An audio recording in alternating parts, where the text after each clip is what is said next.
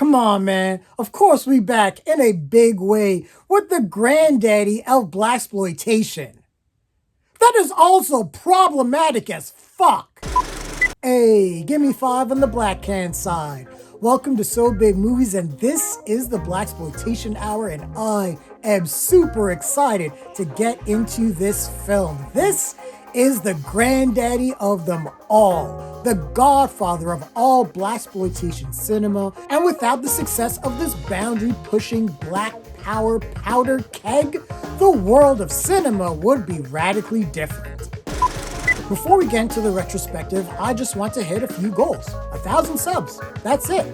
So if you're a fan of the channel, please subscribe. Also, if you like what you see here, be sure to hit the like button. And if you have thoughts, share your comments. All of this stuff's help out with the algorithm so I can keep putting out this content for you. Yes, Sweet Sweetback's Badass Song exploded onto the scene in 1971 with a black power fist and attempted to choke out the goddamn life of its audience.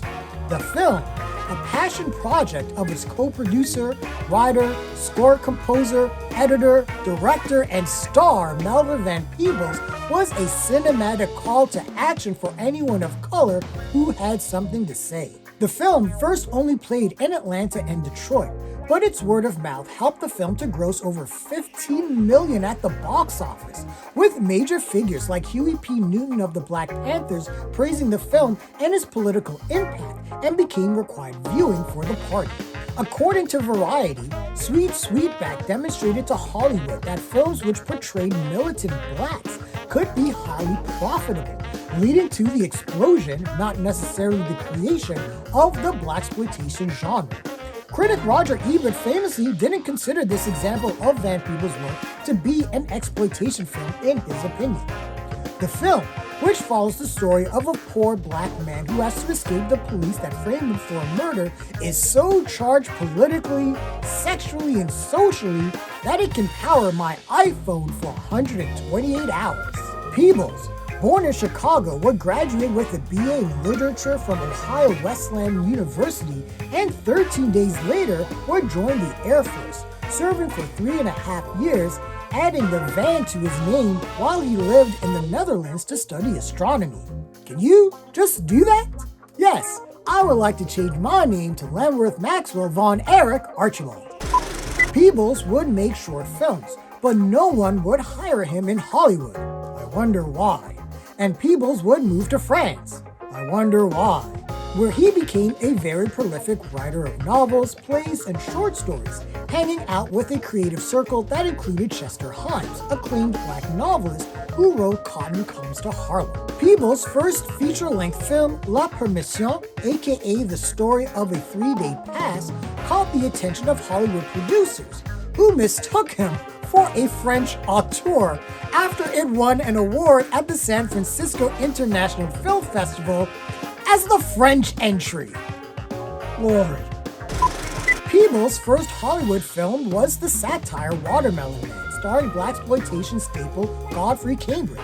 After his experience with that film, Peebles vowed to never have anyone interfere with his work, and that mindset inspired Sweet Sweetback's Badass Song, which he wrote, directed, starred in, composed the score, edited the film, and handled the film's marketing campaign. Work ethic. Van Peebles began to develop the film after being offered a 3-picture contract through Columbia Pictures.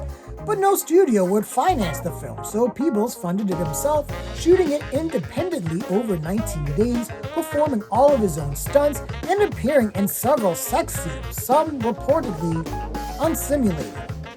He even acquired a $50,000 loan from Bill Cosby to finish the film. I mean, you hear that entire sentence and it sort of makes some weird cosmic sense. I mean, what would I do if Bill Cosby offered me money? Let's just talk about the movie. Melvin dedicated the film to the brothers and sisters who had enough of the man, and I am right there with you. The music for Sweet Sweetback's Badass Song was performed by the iconic but then unknown Earth, Wind & Fire. Because Van Peebles didn't have money to market his film traditionally, Peebles was ahead of the curve, releasing the soundtrack album prior to the film's release in order to generate publicity. And this movie is wild, introducing our protagonist as a child, and yeah, let's talk about that scene. I can't show it. And when I say certain scenes in film history have just not aged well, yeah, a female prostitute fucking the director's teenage son while Wade in the water and This Little Light of Mine plays in the background? Certainly one of them.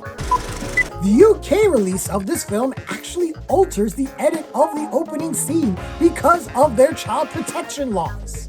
And that was his son! Melvin Van Peebles, revelationary filmmaker, fucked up dad. But we did get our most iconic line of the movie from this moment littered all over trailers. Got a sweet, sweet back. Won't bleed me! Apparently, my parents are in this too, since the entire black community is in this, but every time I ask, they deny any participation. They're probably distancing themselves from that scene. Sweetback's been fucking so long, he turned into an adult, and that's some stamina. She must be sore as fuck. So Sweetback is a performer in the whorehouse when a couple of white LAPD come to do what the LAPD is good at, starting shit. A black man has been murdered, and pressure from the black community to bring in a suspect has the cops suggesting to arrest Sweetback to appease the superiors, blame him for the crime, and then release him a few days later for lack of evidence, which Beetle, that fucking idiot, agrees to. So we get Sweetback in the back of a cop car with the Black Panther Moo, and poor Moo gets the shit kicked out of him. So Sweetback, in defense, destroys the cops with his own handcuffs and sets off a chain of events that pulls the Hells Angels biker gang, drag queens, hippies, and all manners of black power violence into its orbit. Van Peebles intended Sweetback to be a victorious film for African Americans, determined to make a film that, while independent, will look as polished as any of the major studios. According to Van Peebles, during the first day of shooting, director of photography and head cameraman Bob Maxwell told him he couldn't mix two different shades of mechanical film lights because he believed the result would not appear well on film. Van Peebles told him to do it anyway, and when he saw the rushes, Maxwell was overjoyed, and Van Peebles didn't encounter that issue again during the shoot. The result of the film, shot over 19 days, was given a rating of X by the MPAA, which Van Peebles used for amazing marketing effect. Rated X by an all-white jury! The film opened to favorable reviews, declaring it as innovative yet politically charged. And Sweetback, a sexually charged, aggressive, assertive, arrogant black man in the movies, in 1971 blew people's minds. This was cinematic foodie, for us, by us. And some white audiences were not prepared for a movie that portrayed its protagonist in such an aggressive manner. In fact, the finale of this film shocked both black and white audiences. Sweetback was also revolutionary in regards to having people of color behind the scenes, as Van Peebles wanted half of his shooting crew to be from the third world. The film's fast-paced montages and jump cuts were novel features for an American movie at the time, taking its improvisational style from the French New Wave era. Sweetback is considered to be one of the 50 most influential black films of all time, using every cinematic technique from crazy extreme zooms to stop motion to express the shared collective paranoid nightmare of all black people that Sweetback must literally blast his way out of. The film will always be charged. While some hail it as a masterpiece of black power cinema, others believe the film glamorizes ghetto life and is too fantastic of a story to have a black man basically fuck and shoot his way out of trouble. I want to say that is a fantasy not monopolized by black people, but what do I know? I'm just a black man with his own independent thoughts. At the end of the day, Sweet Sweetback's Badass Song is considered to be an important film in the history of African American cinema, credited to be the start of the Blaxploitation era of the 1970s and 80s, with none other than Spike Lee hailing that the film gave us all the answers we needed, as this was an example of how to make a film, distribute it yourself, and most importantly, get paid. Without the success of Sweet Sweetback, we may not have gotten films like She's Gotta Have It, Hollywood Shuffle, and Do the Right Thing, which for me is sort of the spiritual successor of Sweet Sweetback as a black film made by a black man expressing his very real black anger at the world. In 2004, his son Mario Van Peebles directed and starred as his father in Badass, a biopic about the making of Sweet Sweetback. In 2020, the film was selected for preservation in the United States National Film Registry by the Library of Congress. And here is how I would rate Sweet Sweetback's Badass Song. Story: 4 out of 5 Black Power Fists. Filmmaking: 4 out of 5 Black Power Fists. Soundtrack: 5 out of 5 Black Power Fists.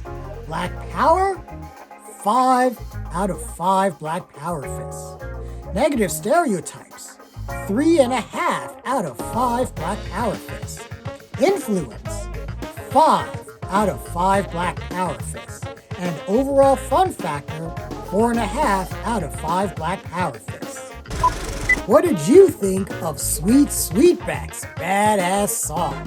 Share your thoughts, leave your comments, like the video, subscribe to the channel, and don't forget to hit that bell icon so you can get notifications as well. Thanks a lot, everyone. Take care.